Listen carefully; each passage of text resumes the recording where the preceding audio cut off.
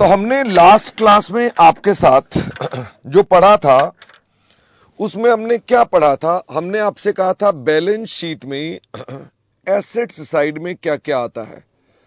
तो मुझे फटाफट से बताओ बैलेंस शीट में एसेट साइड में क्या क्या चीजें आती हैं।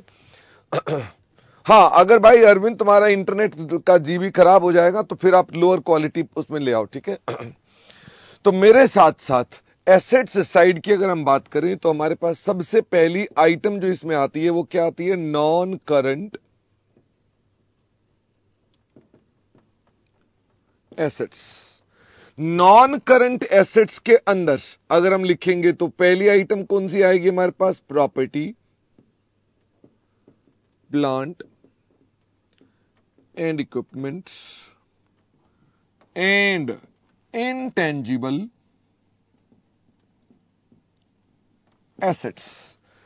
फिर उसके बाद अगली आइटम बताओ, इसके नीचे कौन कौन सी आइटम्स आती हैं? इसके नीचे आएंगे हमारे पास प्रॉपर्टी, प्लांट, इक्विपमेंट, ये पीपीई इसका हो गया। फिर इसके बाद आएंगे अगर कोई इंटेंजिबल एसेट्स हैं तो पहले एक बार मुझे आइटम बता दो। फिर आएंगे हमारे पास कैपिटल वर्क इन प्रोग्रेस और फिर हमारे पास आएंगे इंटेंजिबल एसेट्स अंडर डेवलपमेंट। मुझे ये बताइए और कौन कौन सी आइटम्स होती हैं इसमें? तो हमारे पास अगली आइटम कौन सी होती है? नॉन करंट इन्वेस्टमेंट यानी लॉन्ग टर्म इन्वेस्टमेंट्स। एक आइटम होती है डेफर्ड टैक्स एसेट्स, एक होता है long term loans and advances और फिर आता है अदर नॉन करंट एसेट। मुझे ये बताओ, क्या आपको नहीं लगता है कि आपको ये चीजें बिल्कुल घुट गई हैं अब तक? तो क्या आपको ये सब चीजें घुट चुकी हैं? यानी आपको ये पूरी तरह से याद हो चुकी होनी चाहिए। बाकी फिर भी अभी तो बहुत सवाल करने हैं, तो सवालों के जरिए इसको हम और भी सीखते जाएंगे, ठीक है। करंट एसेट्स, तो मुझे बताइए करंट एसेट्स में कौन कौन से एसेट्स हैं? सबसे पहले आ गई हमारे पास करंट इन्वेस्टमेंट्स यानी शॉर्ट टर्म इन्वेस्टमेंट्स आ गई। फिर आ गया मेरे पास इन्वेंट्री, फिर आ गया मेरे पास ट्रेड रिसीवेबल्स, फिर मेरे पास आ गया कैश एंड कैश इक्विवेलेंट। अच्छा, आप में से कुछ बच्चे ऐसा तो नहीं कर रहे कि सर हम इसका सी याद कर लेते हैं, इसका आई, इसका टी, इसका सी, ऐसा तो नहीं कर रहे अपने पास? यदि तुमने इसको ऐसे याद किया कि सी फिर आई फिर टी, तो वो प्रैक्टिकली शॉर्ट टर्म मेमोरी में जाएगा, फिर तुम्हारे खून में नहीं जाएगा। खून में ले जाना है ना तो आपको ये ध्यान से पढ़ना पड़ेगा, वो अपने आप खून में चला जाएगा। ओके तो इसका मतलब आपको अपने पास ये चीजों को दिमाग में डालना है, ना कि इसका कोई तरीका और ढूंढे। अच्छा, मुझे बताओ इसके बाद अगली आइटम कौन सी आती है? Short term loans and advances तथा फिर उसके बाद अदर करंट एसेट्स। अच्छा, बैलेंस शीट के बाहर कॉन्टिंजेंट लायबिलिटी भी आती है और जो नोट्स आते हैं, क्या नोट्स भी बाद में ही आते हैं सारे के सारे? हाँ, इवन कॉन्टिंजेंट लायबिलिटी भी एक नोट होता है, ये भी एक नोट होता है, तो कोई दिक्कत नहीं है। हाँ अरविंद, तुम ना कृपा करना ऐसी कोई ट्रिकें मत बनाना, और तुम मेरे से 2 या 3 क्लास बाद खुद बोलोगे सर मुझे ट्रिकों की जरूरत ही नहीं है, क्योंकि तुम्हारे खून में चला गया। ओके गोपेश, अभी पहले मैं अपनी रिवीजन कर रहा हूं। मुझे ये बताइए कि हमारे पास जब हम पीपीई की बात करते हैं तो ये इनफैक्ट होते क्या हैं? मुझे फटाफट से बताओ ये होते क्या हैं? ये आपके फिक्स्ड एसेट्स होते हैं, जैसे लैंड, बिल्डिंग, प्लांट, मशीनरी, इस तरह की आइटम्स होती हैं। ओके मुझे ये बताइए हम अपने पास इनके बारे में क्या क्या डिस्क्लोजर करेंगे, क्या क्या नियम है इसके डिस्क्लोजर के? पहली बात तो इनकी कॉस्ट भी, इनकी एक्यूमुलेटेड डेप्रिसिएशन भी और इसकी नेट वैल्यू, क्या ये बतानी जरूरी है? ये बतानी जरूरी है, ये हमारे लिए बेसिक रिक्वायरमेंट है। इसके अलावा क्या हमको इसकी एक रिकंसिलेशन शीट सी बना देते हैं? द आंसर इज यस, हम इसकी एक रिकंसिलेशन शीट बना देते हैं। अगर ये हेल्ड फॉर सेल हो तो हम इन्हें कहां पर शो करते हैं? अगर ये हेल्ड फॉर सेल हो तो कहां शो करते हैं? इन्हें करंट एसेट्स के अंदर शो करते हैं अपने पास। इसके अलावा हमारे पास जो भी ये एसेट्स हैं इनकी डिटेल्स क्लासेस बतानी पड़ती हैं। क्या आप मुझे कोई एग्जांपल दे दोगे कौन कौन सी क्लासेस हैं? जैसे लैंड है, जैसे प्लांट एंड मशीनरी है, जैसे फर्नीचर है, जैसे इक्विपमेंट है, बहुत है इतना।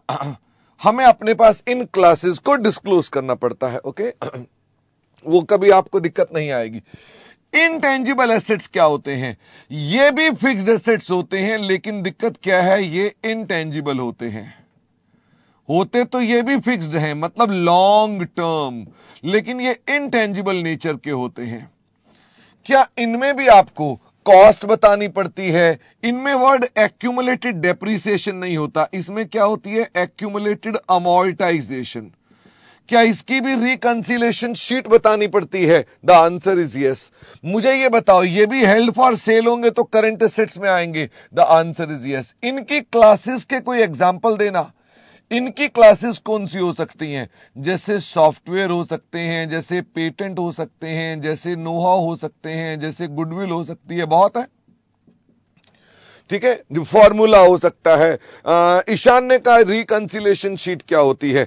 रिकंसिलेशन शीट होती है जिसके अंदर हम लोग ना डिटेल देते हैं कि ओपनिंग में कितने थे, कितने आए, कितने गए, कितने बच गए। ओके तो ईशान हम प्रैक्टिस करेंगे उसकी, लेकिन अभी आप मुझे बस ये बता दो कि आपको ये बनाना आता, ये तैयार, आपको बेसिक्स क्लियर होने चाहिए।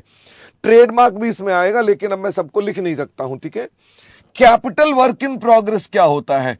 ये वो फिक्स्ड एसेट्स हैं जो अंडर कंस्ट्रक्शन है, जो अंडर कंस्ट्रक्शन है। तो वैसे ये बताओ इसमें क्या आएंगी? इसमें खाली बिल्डिंग्स आएंगी under construction.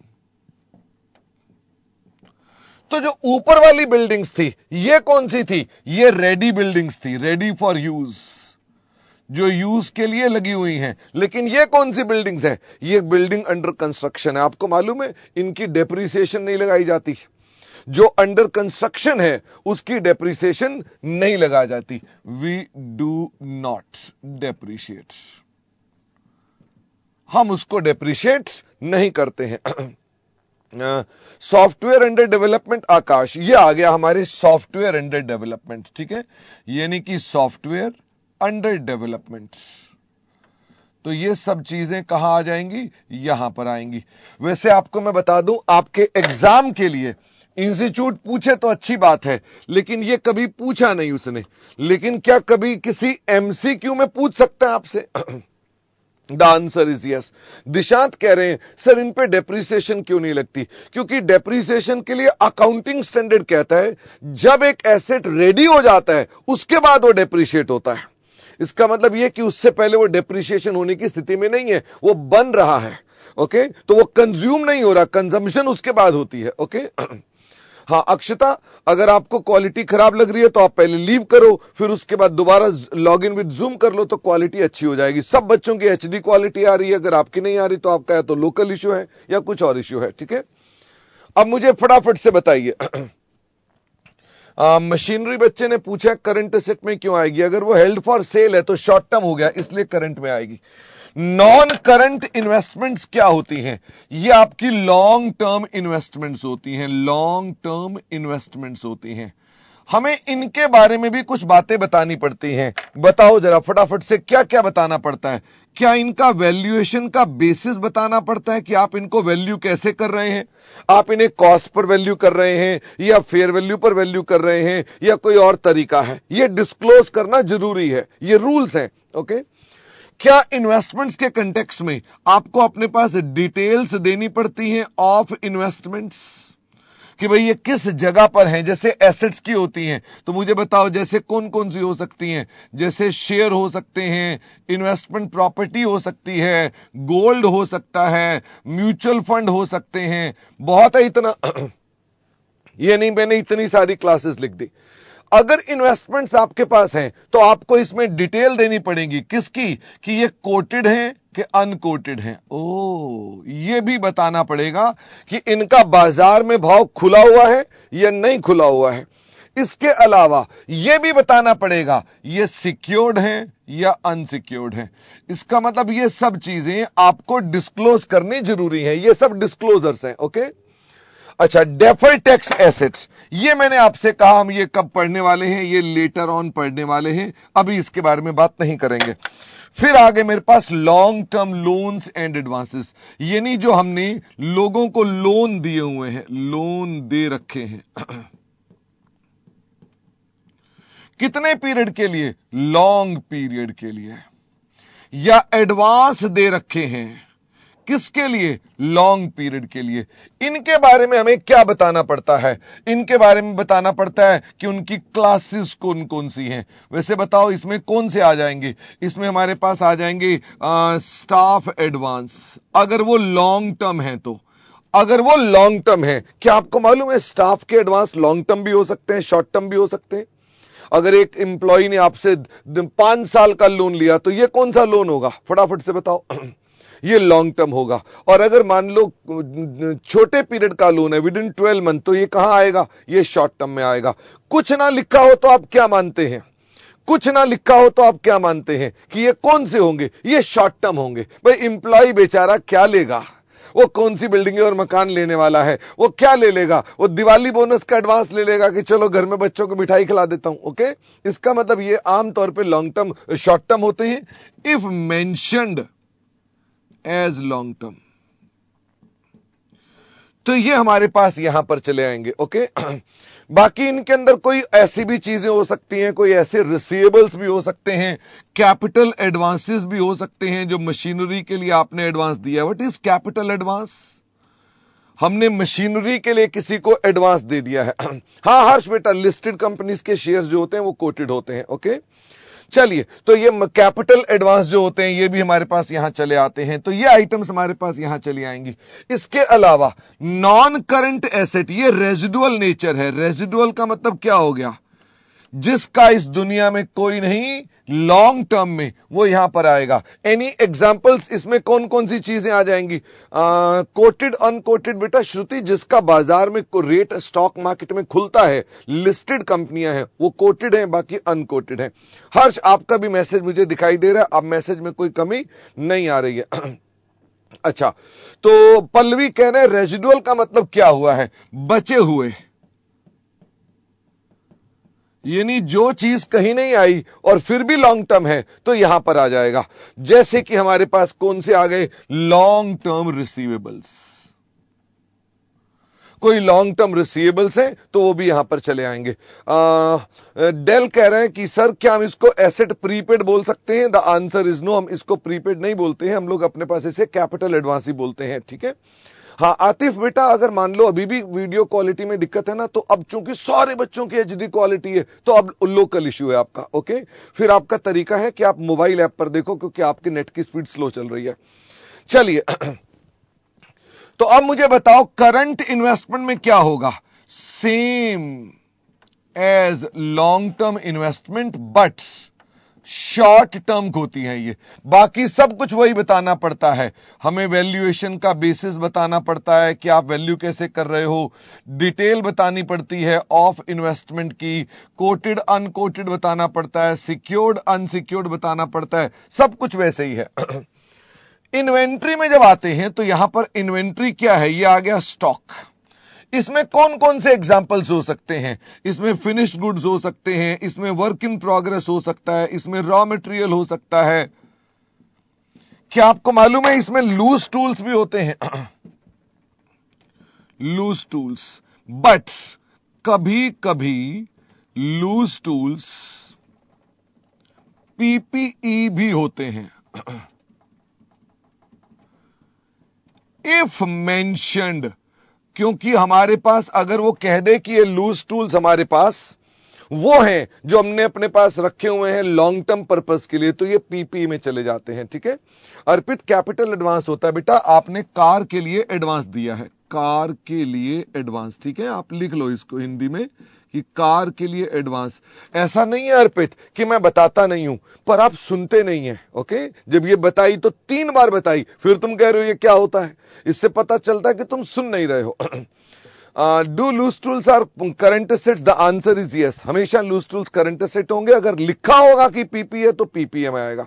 Stock in trade क्यों नहीं होता? स्टॉक इन ट्रेड लिखो, मैंने तो वैसे ही नहीं लिखा होगा, बस स्टॉक इन ट्रेड ये लो, स्टॉक इन ट्रेड भी यहां पर आएगा। सौरभ मैसेज शो हो रहे हैं। मार्केटेबल सिक्योरिटीज करंट इन्वेस्टमेंट्स होती हैं कि कैश एंड कैश इक्विवेलेंट होती हैं? मार्केटेबल सिक्योरिटीज जितनी भी हैं वो यहां पर आएंगी, वो कैश एंड कैश इक्विवेलेंट में नहीं होती, वो कैश फ्लो में होती हैं। ओके हाँ चैतन्य बेटा, कोई बात नहीं, मैं एक बार आपकी टीम से बात करा दूंगा। आज ऑफिस में छुट्टी है तो इसलिए आज कोई ज्यादा लोग मदद करने के लिए आपके पास नहीं होंगे। ठीक है, प्रथम ट्रेड रिसीवेबल्स के बारे में आपको बताएं कि ये क्या होते हैं। ये हैं धंधे के डेटर्स। इसका मतलब यह कि डेटर जो बिजनेस से अराइज हो रहे हैं, क्या इसमें बिल्स रिसीवेबल भी होंगे? The answer is yes. इनके बारे में क्या आपको एजिंग शेड्यूल देना पड़ता है? आपको एजिंग बतानी पड़ती है। एजिंग कितनी थी? 0 to 6, 6 to 12, 12 to 24, 24 to 36 and 36 से आगे। ये मुझे अपने पास बतानी पड़ती है एजिंग शेड्यूल। क्या मुझे इसमें लेस करनी पड़ती है प्रोविजन फॉर डाउटफुल डेट्स? यदि हो तो, अगर कोई प्रोविजन फॉर बेड डेट्स हो तो मुझे इसमें से लेस करके दिखानी पड़ती है। इसके अलावा हम डेटर्स के कंटेक्स्ट में बात करते हैं कि डेटर्स में भी आप अपने पास सिक्योर्ड बताते हो, अनसिक्योर्ड बताते हो, गुड बताते हो और डाउटफुल बताते हो, यानी ये भी आपकी डिस्क्लोजर करना जरूरी है। तो मुझे ना ये सब बातें अगर क्वेश्चन में दिखाई देंगी तो ना आपने अपने आगे आकर खुद कहना सर मुझे पता है इसके बारे में डिस्क्लोजर क्या है। ओके, तो आप में से जो बच्चे भी सवाल करेंगे तो आपको पता चल जाएगा। हाँ देव बेटा, अभी इस मोमेंट पर ऑफिस में कोई नहीं है, मैं हूं और मेरा कैमरामैन है, तो आप मेरे से कोई टेक्निकल हेल्प नहीं ले पाएंगे, इधर ध्यान देंगे। ठीक है। नमन कह रहा है मैंने 12th क्लास में पढ़ा था loose tools are not form of part of current asset. वो तुमने पढ़ा था for the purpose of ratios. Okay, उसको मिक्स नहीं करो, हम अपने पास शेड्यूल 3 की बात कर रहे हैं। कैश एंड कैश इक्विवेलेंट में क्या क्या आता है? ये तो कुछ नहीं है, ये कैश इन हैंड आएगा, चेक इन हैंड आएगा, बैंक बैलेंस आएगा, या शॉर्ट टर्म बैंक डिपॉजिट्स आ जाएंगे। कोई बैंक में छोटी हुई फ्लेक्सी डिपॉजिट रखे हैं वो आ जाएंगी। कोई मार्जिन मनी है। मार्जिन मनी क्या होती है? जैसे जीरोधा को आप बेसिकली पहले ही पैसे दे के रखते हैं, वो आपका बैंक है, जब मर्जी जीरोधा से वापस बैंक से पैसे निकाल लो। तो मार्जिन एक किस्म का पैसा होता है जो आप किसी के बैंक में रखते हैं फॉर द एक्सपेक्टेड ट्रांजैक्शन। तो आप कोई ट्रांजैक्शन करने वाले हैं तो मार्जिन मनी होती है। तो आपके लिए मार्जिन मनी क्या है? आपके लिए मार्जिन मनी, अगर मैं आपको शॉर्ट में बोलूं तो मार्जिन मनी क्या है? यह भी बैंक बैलेंस है। ओके, बैंक वैसे कौन कौन सा होता है? एसबी का होता है, करंट अकाउंट होता है, और भी कई तरह का होता है। तो मार्जिन मनी भी एक किस्म का बैंक का ही बैलेंस है। इनमें एक बात मैंने कही थी आपको कि आपको एक डिस्क्लोजर पक्का करना है। अगर वो बैंक आपका अनशेड्यूल्ड है तो उसका डिस्क्लोजर करना बहुत जरूरी है। यानी वो शेड्यूल्ड नहीं है तो अपने पास यहां पर आएगा। प्रिंस, अगर मान लो आपके पास मार्केटेबल सिक्योरिटीज हैं तो वो करंट इन्वेस्टमेंट में चली जाएंगी, यहां पर आएंगी मार्केटेबल इन्वेस्टमेंट। और ये वाली कौन सी इन्वेस्टमेंट है? ये आपकी फ्लेक्सी डिपॉजिट्स है। फ्लेक्सी डिपॉजिट नहीं, बैंक के अंदर रखे हुए पैसे। ठीक है, चलिए, हाँ वही वाला Rahul. Short term loans and advances, ये हमारे एडवांसेस हैं। लोन दे रखे हैं, मुझे फटाफट से बताओ, दे रखे हैं किसके लिए? शॉर्ट टर्म के लिए। या एडवांस दे रखे हैं किसके लिए? शॉर्ट टर्म के लिए। इसमें कौन कौन से एग्जांपल्स हैं? इसमें जनरली स्टाफ एडवांस आता है, ऊपर तभी आता है अगर मेंशन्ड हो। इसमें हमारे पास स्टाफ एडवांस चला आता है। इसके अलावा और हमारे पास कौन कौन से हैं? क्या आपको याद है? एडवांस टैक्स भी इसमें आता है, लेस प्रोविजन फॉर टैक्स। भाई अगर आपने मोदी सरकार को कोई टैक्स दे रखा है वो भी यहां पर आता है। अच्छा, जो आपने लोन दे रखे हैं किसको? रिलेटेड पार्टीज को। वैसे ये बताओ, ये आपके पास अगर कुछ नहीं लिखा तो लोन रिलेटेड पार्टीज के क्या होंगे? Short term. और अगर लिखा हुआ है लॉन्ग टर्म तो लॉन्ग टर्म में आ जाएंगे। इसके अंदर रिश्तेदारों के लोन जो होंगे वो क्या होंगे? वो शॉर्ट टर्म होंगे। बैंक ओवरड्राफ्ट वैभव पिछली क्लास में रिवाइज कराया था, ये आज की क्लास की बात करिए। ठीक है, तो हमने कहा ये आएंगे। फिर मैंने आपसे कहा प्रीपेड एक्सपेंसेस। आपने कोई प्रीपे कर रखा है तो भी यहां पर चला आएगा, ठीक है। चलिए, डायरेक्टर भी शॉर्ट टर्म के हो सकते हैं, बिल्कुल हो सकता है, कोई दिक्कत की बात नहीं है।